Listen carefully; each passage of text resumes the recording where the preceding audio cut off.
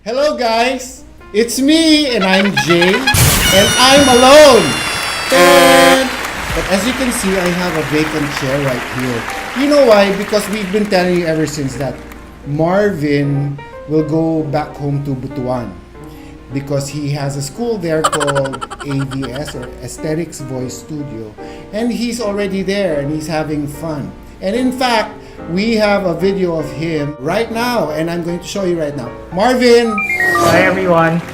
I'm now in Cagayan de Oro City, and I'm about to give a 2-week intensive vocal strengthening course or voice lessons to all my students here in Cagayan de Oro starting this Monday. Hi Jay, I miss doing videos with you. But while I'm away, we will be featuring very special guests every week. So I would like to say hi and thank you to our very special guest, Topper Fabregas. Thank you very much, Topper.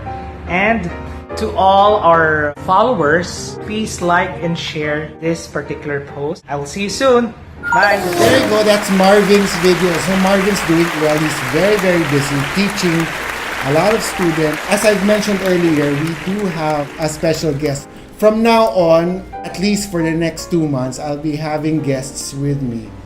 Different people from 2 major industries. One is the theater industry and one is the music industry. I'm very fortunate that I have a super talented guy who's very popular in the theater industry.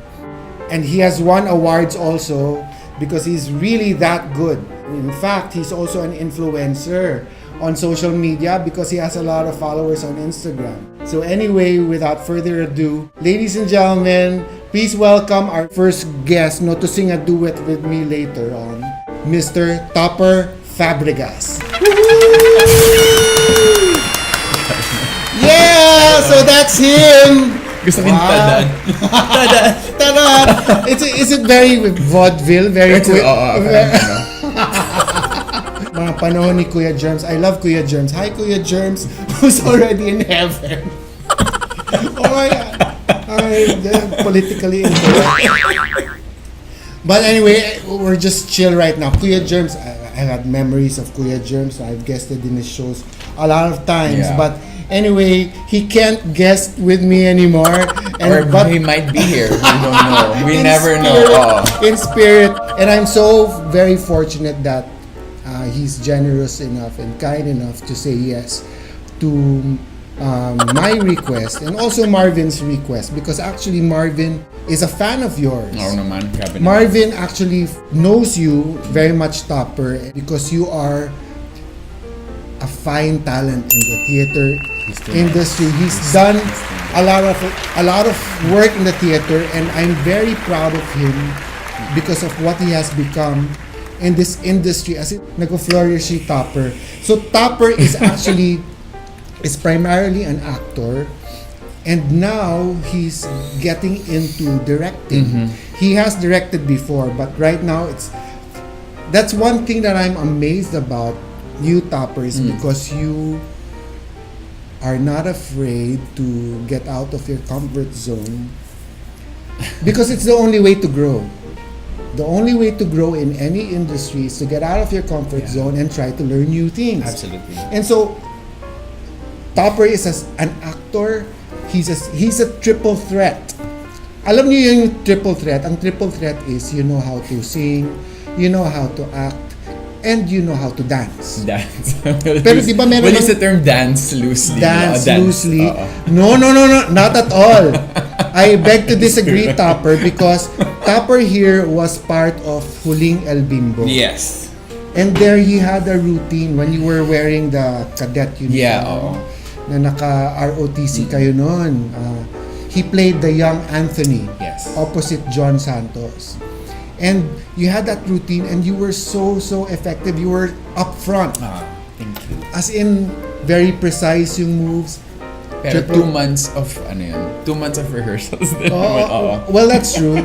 The only way to be good at something is if you really practice, no? Yeah. And it's not only in theater, not only in singing, not only in dancing. It's in anything you do.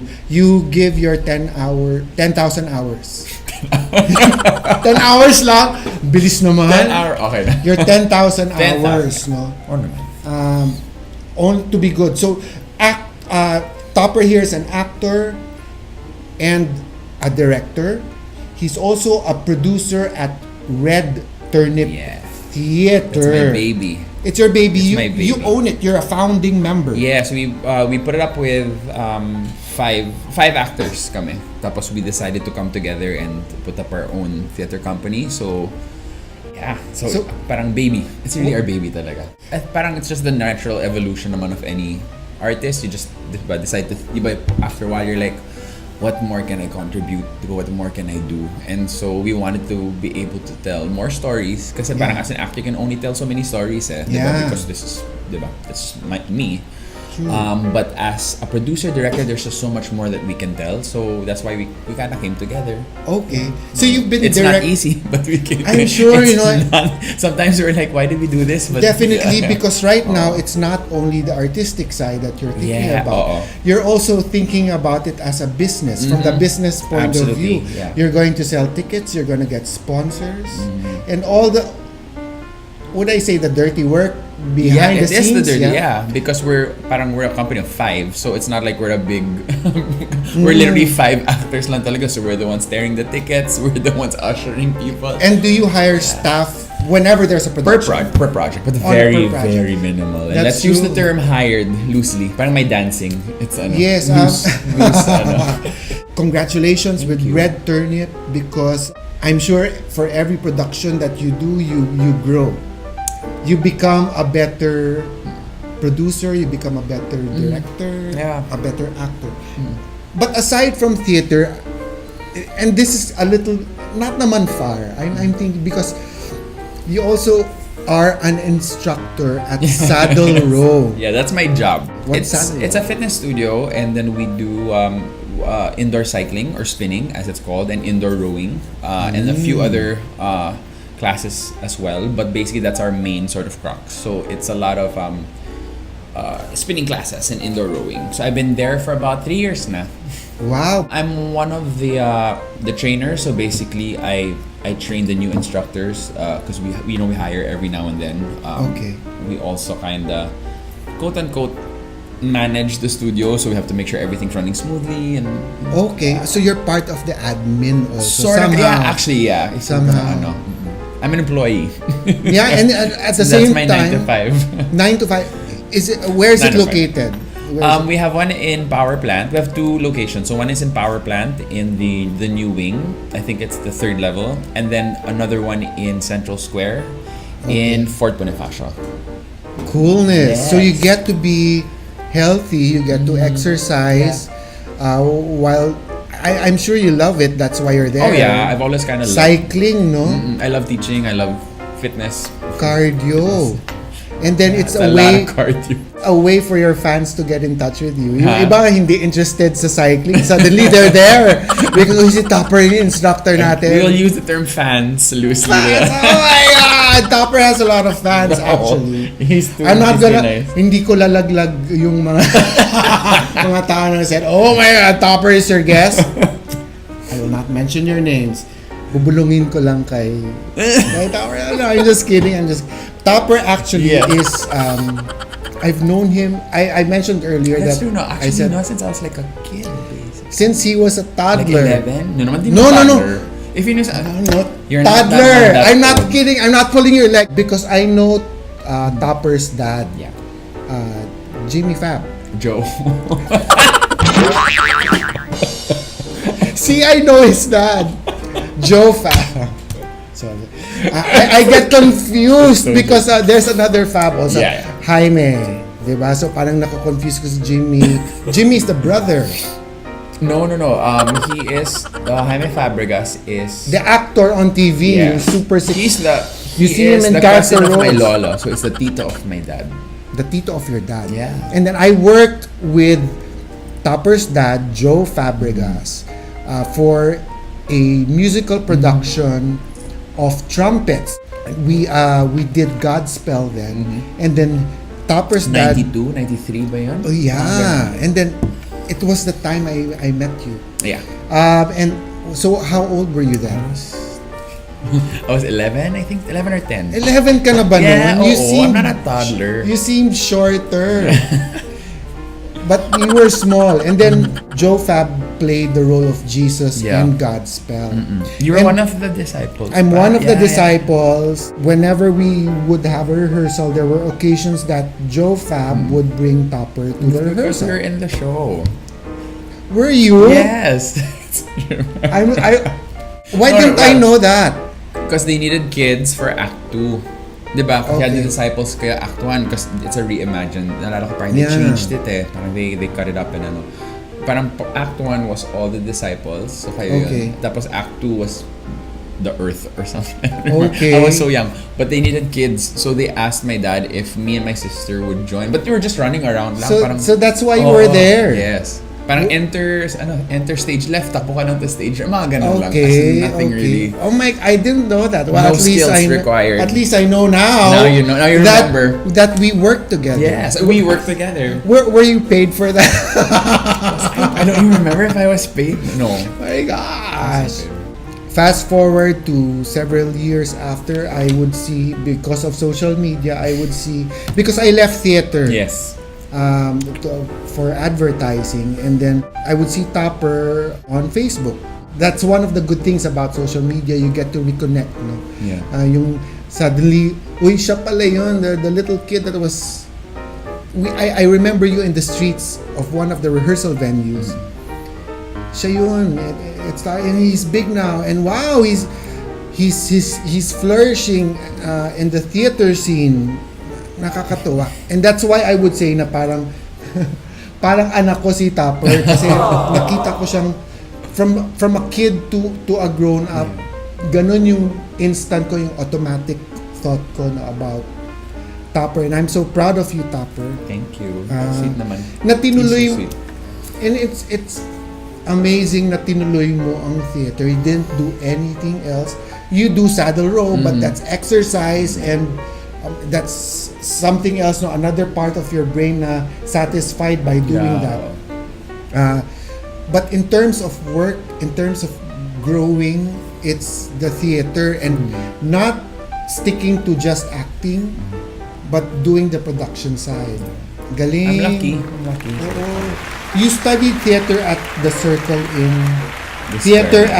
the Square in New York. Yes. What a blessing! Wow. So New Yorker, buti wala kang New York twang. Wala na. New York. When I came back, You had it? No naman, but I think I was probably because I lived there for 3 years, and naman parang when you live somewhere else, you acclimate, and then that's right. Especially Pinoy's pa, diba? You live somewhere else, biglang para tayong sponge, we just started to like act like those people. So I think for the first few months when I got back, I was probably very annoying. As in, it was a choice of yours to do theater, study theater there. No. Well, my dad, I didn't kasi go to college here. I did for a while lang. But I took kasi theater even in college, and then I was hired na. But I got into rep, and then I just started working, so I never really finished my education here. So my dad offered, because he didn't have to pay for my college here, na parang if I wanted to study abroad, I could, because he's super supportive naman that way. Well, what a blessing to have that opportunity, no? And it's offered. You didn't ask. I didn't ask for it. He just said, I want you to study abroad, look for courses, and Circle and Square was actually one of the cheapest courses, but also one of the sort of the most recommended. It was 2 years, and so I researched. But when I left, I was 25 na rin, so I thought it was time to live somewhere else and study, and and I was lucky because my dad was like, here's your college fund. Oh my God, Joe! College fund. Ang galing mo, Joe. And then I offered to work, because when by the time I left to go to school, I was working before that, so I was supporting myself and working, getting by, and so it was really hard to all of a sudden be dependent on the parents. But my dad naman was like, he said, you've been working, I know that you work hard, or you work anyway. You work for your stuff. So diba, if you were like a lazy kid, I won't give you. I can imagine Joe speaking. Yes, exactly. And Joe would speak almost the same as you with a different tone. Yes, exactly. So mine is very conyotic. But mine's not super upscale. He's not as manic though. Super. What would Bernice Asperiago would say? Very alta. Ano ba? Very alta. So he supported. You lived alone there. Yes, and then I offered to work. I told him, I'll find a job and like this Hollywood celebrities, you would wait tables. Yeah, I said I looked for stuff. I was going to, and then I was doing mga bag check. I was about to do mga cleaning apartments. I was just so ready. Amazing. But my dad just said, "Why am I going to pay for your school? Tapos pagod ka lang the whole time." So he just told me, don't. And then don't work. So I went to school, stopped. but after school naman I got work right away. So I was able to yes, for a year. So I worked for a year, and then I moved back here and just haven't stopped. Did you try doing Broadway? No. Well, I auditioned. I got my equity card right after school. Is it still valid up to now? If you do, you have to reapply that? I'm gonna have to reapply if ever, because the paper, it's a weird parang papers thing. Yeah. But I got it after. I got a job in a what do you call this? I got a show after, and then I got that, and then I was auditioning. But at that time, it was also like may economic slump ng time na yun eh. So there wasn't also like a lot of opportunities and stuff. Plus I went back home, so, and I wanted to come back home naman. And when you came back home, when you were here already, it was the theater kaagad. Yeah. Well, actually what happened was I only came to visit for a few months, mga 6 months dapat, because I was going to move to another apartment. But I had this whole parang move to another apartment with my cousin, so I thought, I'll save up a little bit of money by going home first, and plus I hadn't been back home. And then when I got back here, I got cast in a show, and then I just kept working steadily, and I thought, why am I gonna go back? And I loved it here. I mean, I love the community here so much. So really, it was so different when I got back. So I just never felt the need to go back. In general, the experience in New York was very enriching. Of course, you've learned a lot. But you would rather stay here in the Philippines compared to there? Yes, because it just, parang when I was there, it's lovely. It's a great city. Super alive. I've been there once. Oh my God, it's crazy. It's wonderful. I cried when I saw my first Broadway play, Pipin. Pipin 2013. I was there for it. That was so awesome daw. I missed that. The new one. I watched alone. I walked from my hotel. Trip Hotel. It's on 34th, I think. And then I walked going to Music Box. Alone. Like the 50th, right? Tapos may mga tips sa akin, yung mga tao, don't look people in the eye, you're gonna get mugged. So I was just going, pero I was enjoying kasi it's, New York actually is magulo, madumi na maganda. Yes. So parang, it's just so... It's overwhelming. It isn't much like the movies that you would see in rom-coms, kasi the rom-coms would show the beautiful side of it. But even the not so malinis side of, kasi there are trash on the street, okay pa rin. I don't know, maybe it's the thought, it's the character, it's the vibe, it's the feel. Even when I went to Starbucks, it felt different. I want to go back to New York. One of my favorite places was the Soho district. Yung shopping, tas maliliit lang yung mga kali. I bought a pair of shoes. Although I'm digressing. Why are we talking about my shopping? Okay, so Topper here, he's here for good. Yes. To reiterate lang some of his theater credits, he did Huling El Bimbo, the first run. Yeah. And then now, because of his busy schedule, he couldn't do the second run. And then I watched you at RCBC Theater for, is it The or A? Oh, The Normal Heart, yes. The Normal Heart. You were amazing. It was recall because it's flashing back, no? I was with Joanna Ampil. Hi Joanna. Hi Jo. She's Because you guys were doing Chufa Chuchu at the time, right? It was after na. It was after na, but we had we developed a friendship sa mga cast members. Oh, that's right. She watched. Yes. She watched The Normal Heart. She was invited by somebody. Yes, I remember now. Yeah. And she had an extra ticket. So sweet. And then what's this? She sent me a message after. I remember now. Yeah. Yeah. Now remembering. She's gonna play Grisabella In Cats. in Cats, the run that's going to happen pretty soon. Hi, Jo, and congratulations, Jo, for all of your awards. Best Actress. I know, right?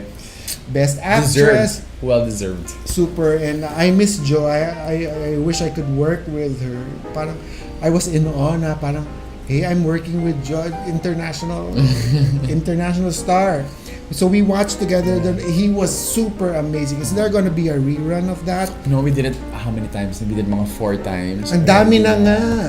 You were with Bart Gingona. Bart Gingona. Hi Bart. He's my Facebook friend, so he probably see this. Super amazing, and ang hirap ng, I'm sure you're used to it, but ang hirap ng heavy drama. Well, Diba? yeah, it is. And I saw a post of yours just recently na super drained ka emotionally because of Angels of America. In America. See, Angels of, towards to, into, Angels 4. Angels. Because. Yes, Angels in America. Yeah. And you're working with sina Sherry Hill. Yes. Oh my God! Medyo heavy hitters yung ano ko. Ikaw na. I'm trying my best, Jay. Kaibuturan mo na. Did you have to, you had to audition for that? No, you were... Well, I mean, he already, Bobby had people in mind already, and yes. Oh my, because you fit the role and he knows of your capacity as an actor. Fantastic. Diba, parang nakakakaba, you're working with sina Sherry Hill, yes, diba? I know. Today's my day off. So it's like good. And you're sharing it with me. Yes, I said I need to not think about it. Enjoy the day. It's been the cause of your emotional, parang nade-drain ka emotionally. No naman. Well, we're still rehearsing. Hindi naman siya nakaka-drain, but I mean, it's fun. It's lovely. I love it. It's hard work. And yes, learning every day. Mm-hmm. But I think we're still moment. shaping it pa. So it's not getting your lines solid pa. So of course it's a little bit harder. I think once it's smoother, then we'll really start to When is it showing? March 22. Maybe you can tell our friends here Yes. about it so they can actually watch. Is it? Yes. Where is it? It's at RCBC, the Carlos P. Romano Auditorium, March 22 to April 7. So that's 3 weekends. And yeah. And I'm assuming they could get tickets at TicketNet or Ticket World. Yes. 891-9999. Wow. See that you remember. I remember because 891 because whenever I was part of entertainment before, and every time we would promote a concert, it would be Ticket World. 891? 891-9999. Or you can just Parang go to Pizza their Hut. you can go to their Sorry. you can go to their website to get tickets for Angels in America. Yes. And I think there's also a special show, I think on March 31. That's a Sunday matinee. And the proceeds, some of the proceeds go to Love Yourself. Yes. Yes. HIV/AIDS. Yes. Fantastic. So if you can, please support. The same proceeds that came from the For normal heart as well. Yeah. Yeah, because the normal heart is about HIV and AIDS. Yes. There's a movie actually. Did you watch the movie prior to learning the the play? Oh yeah, because Yeah. that's a gorgeous movie. Super, no? Okay. Now, also, Topper here directs. And he is the director. The reason why I said earlier that Topper is... amaze ako kay Topper kasi nga he pushes boundaries. Kaya ko yan, gagawin ko yan.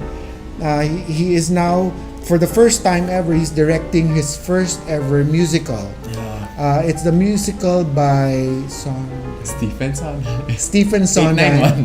891-9999. And he's going to be the director for the musical called The Company. company. Walang the. Walang the. Iba yung natanggal the company. It's a musical called Company. Yes. When is it showing?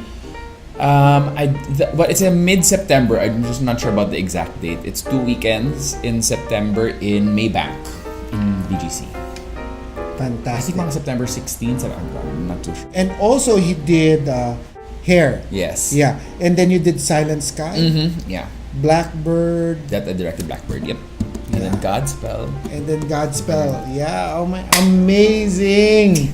Amazing accomplishment from a guy who from a kid was exposed to theater. Was Godspell the impetus for you No. to I didn't think I was gonna. I Do didn't. theater. I don't even remember the Godspell. I just remembered like running, being told to run from one. But I wasn't like, oh, this is what I want to do. What made you decide to pursue it? Actually, what happened after Godspell? I joined Play Shop. Oh, tell me. It was a few years after Okay. because of my two. I think remember 2 of my friends or 3 of my friends were gonna join. So for a summer, so I asked, can I join? Because I wanted more FOMO. And then you did the recital. Yes, The- I did an acting course in basic acting lang, not even musical theater. And I remember Play Shop kasi used to be in Union Church. Yeah. Yeah. And then that's where the classes were, I think second floor. In the first floor, they were having auditions for The Lion, the Witch, and the Wardrobe. So that got you started. Yeah, so when I came in, I remember they were auditioning and I didn't know what it was. So I went upstairs and then a group of most of my classmates were gonna go audition. So they dared each other na parang, audition tayo on a dare. So I went with them, I auditioned, tapos na-callback ako. Wow. And And I that didn't know what a callback was. Like, I didn't, Oo. naka-beeper pa ako nun. Easy beeper call. time. You are called back for ano. So, what's a callback? Beeper 150. Oh my God. Easy call ako. Easy call. 141 ba yun? call. 114? I forget. Mine was Beeper 150 and I would fall in line sa Piltel in Makati to pay my bills. It was easy call. Easy Yung call. malaki easy call. Pero parang nung time na yun, high-tech na siya.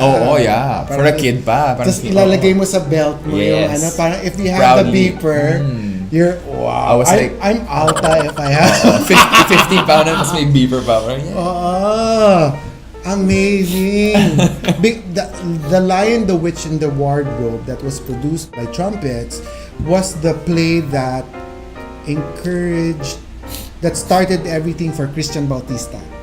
The run later on, yes. The mga 2000, there was another run in 2001 or 2. Okay. Mine was the one in my batch where Tanya Manalang that started her Oh, run. Tanya Malab went on to doing Miss Yes. Saigon. Then that's all In started. London. Si Diane De La Fuente at the time was Yeah, who's a newbie. fantastic Si Lynn Sherman. singer. We were all the newbies. So at the time, and then of course, diba Joaquin Valdez was already Joaquin in it. Valdez is also in Miss Saigon right now. Yeah. So Aisel, I saw a post of Aisel. Do you know Aisel? Yeah. Yeah, and then she's coming back home, I think. because they're pretty soon. done na, yeah. Yesterday was Almost the last done. show. Oh, and she's doing a show kaagad. Diba parang I think she has a show with Ballet Philippines na.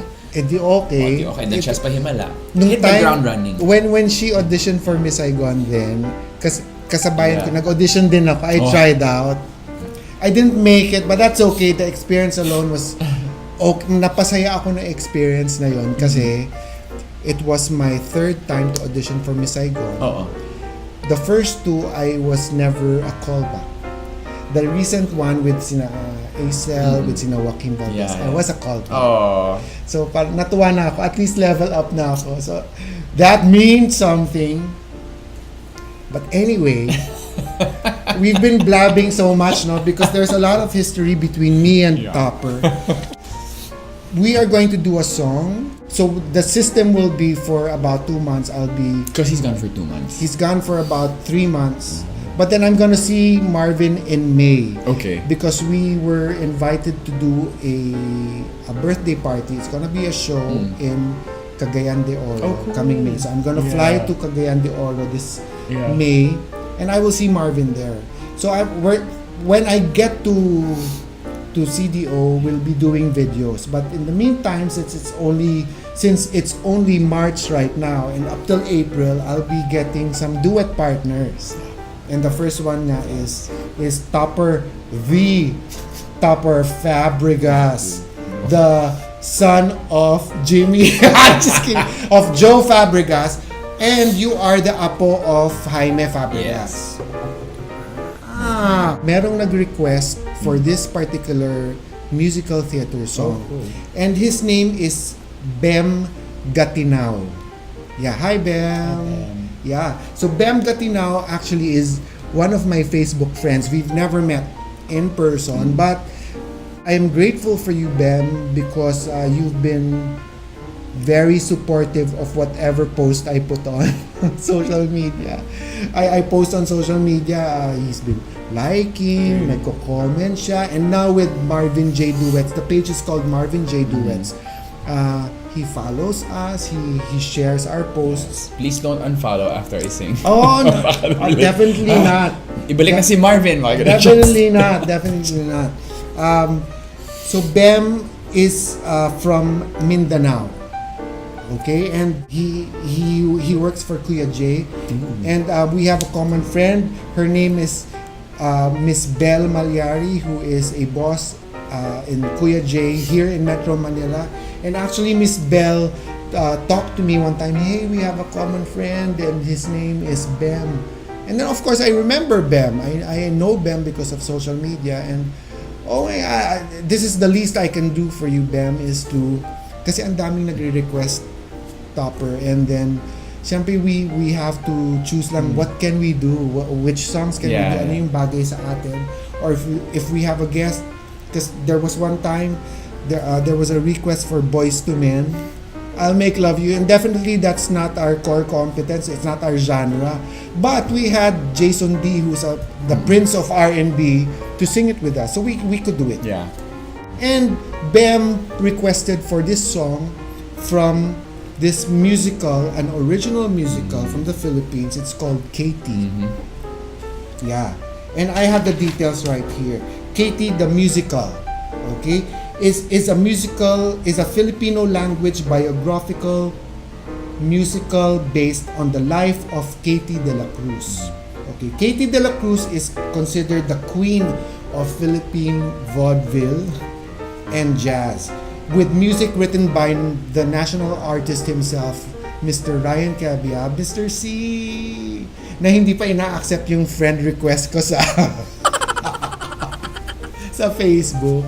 His name in Facebook is Myron Etorsa, also in Instagram. Why didn't you tell people? Baka that's why he made it different so people can't find him. Well, he can ignore. You can just ignore there, Mr. C. He's my Facebook friend. Oh, fun. See, you're friends and we're not. What does that mean?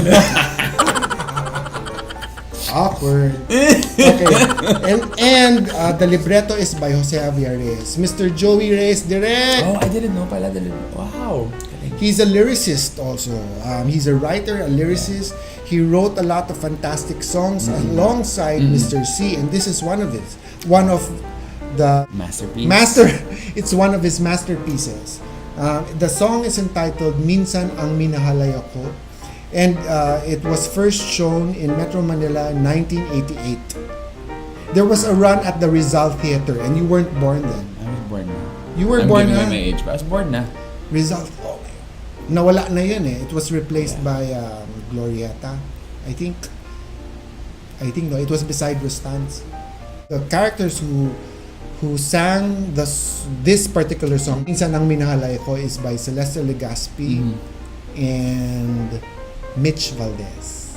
Yeah. Got it, no? Yeah. Dahil. And then yung rerun niya, nagkaroon siya ng rerun, yung pinaka-latest na nag-play ng characters nila ay si Acel. Yes, that was her breakout niya. Yeah. Actually. Yeah. Acel and then Dulce. And then I think Isay Alvarez din. nag-alternate with Isay Alvarez. Hi Isay. Come to think of it, I've worked with a lot of I don't know, Acel in some shows, with a lot of them. I'm blessed din pala to have worked with these people. Oh, I'd like to acknowledge pala where I got the -1, because there's none available on YouTube. or from anywhere else on the internet. And so I heard this one, pero snippet lang siya, and I thought he was selling it. He's called Ibarra Music. Okay. And they're on Facebook, Ibarra Music, and they have a YouTube page as well. I just sent him, Ibarra, a message. Nag-reply siya. And he gave it. He gave the -1. So thank you for this, no? Kasi otherwise we won't be doing Minsan ang Minahal ako. So thank you, Ibarra. So follow Ibarra, like and subscribe to Ibarra Music, because you can get a lot of music pieces that aren't available on YouTube from Ibarra. You just have to ask politely. And some are for sale. We all need to make a living, and that's okay.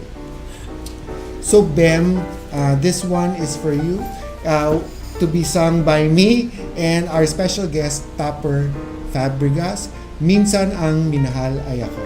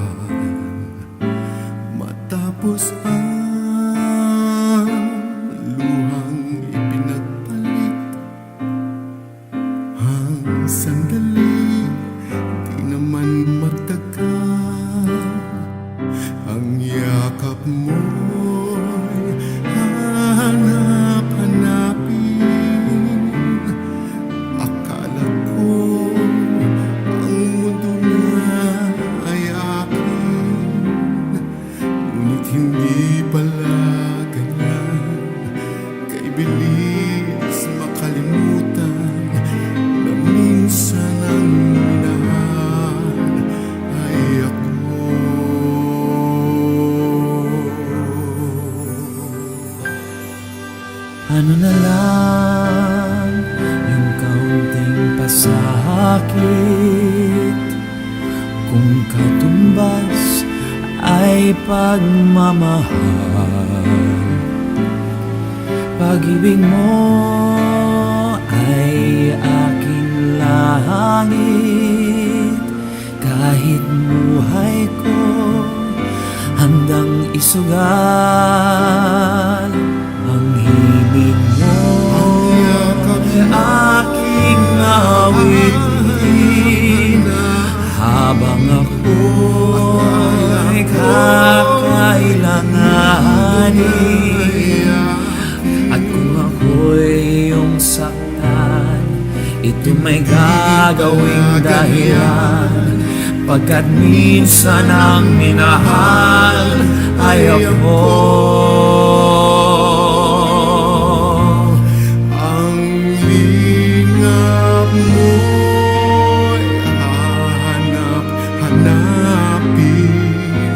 Sa entabladong minsan ay sa akin, at kung ako ay malimutan kahit sa awit ko man lamang, iyo sanang matandaan,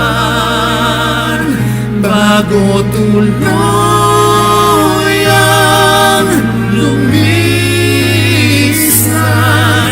na minsan ang minahal ay ako.